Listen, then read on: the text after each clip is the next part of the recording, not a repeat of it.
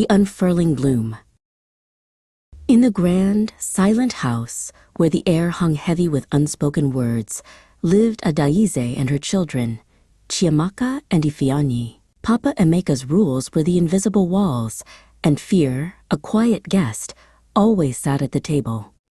Adaize moved through her days like a shadow, her gaze often fixed on the polished floor, where no dust dared to settle and no laughter dared to echo. Chiamaka, a girl of quiet observation, felt the silence most acutely. Her world was often within the pages of a book, or in the soft hum of her own thoughts. She longed for the vibrant colors she saw in her dreams, a stark contrast to the muted tones of her reality.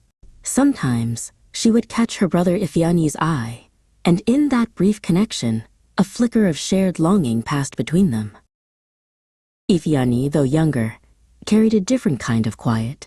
His was a simmering defiance, a restless energy contained. He would often sneak small acts of rebellion, a slightly louder step, a lingering glance at something forbidden. He watched his sister, Chiamaka, and knew they both yearned for a world beyond their father's stern gaze. One day, while on a rare outing, Chiamaka spotted it, a vibrant purple hibiscus, blooming boldly by the roadside. Its petals unfurled with an audacious grace, a splash of defiant color against the dusty gray. It was unlike anything in their carefully curated garden at home, a silent promise of beauty that could not be contained. Then, Auntie Amara arrived. She was Papa Emeka's sister, but her spirit was a whirlwind of laughter and outspokenness that seemed to chase away the shadows. Her voice was like a song, her eyes full of a knowing warmth. She brought with her not just gifts, but a different kind of air, one that hinted at freedom and the possibility of choice.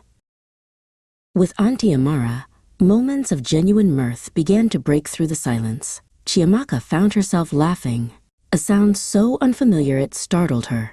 Auntie Amara spoke of things Papa Emeka deemed trivial, art, dreams, the beauty of everyday life, and Chiamaka listened, her heart unfurling like the petals of a flower.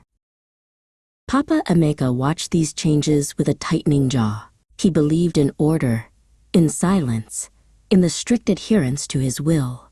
The new sounds, the open discussions, felt like cracks in the carefully constructed edifice of his home. He tried to reassert control, his voice sharp, his presence a heavy cloak over the budding joy.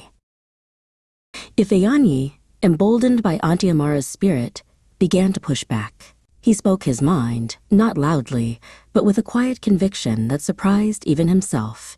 His small acts of defiance grew into open questions, challenging the unspoken rules that had governed their lives for so long. He was no longer just restless, he was resolute. Adaize, witnessing her children's burgeoning courage, found a quiet strength within herself. She remembered the purple hibiscus, its defiant beauty.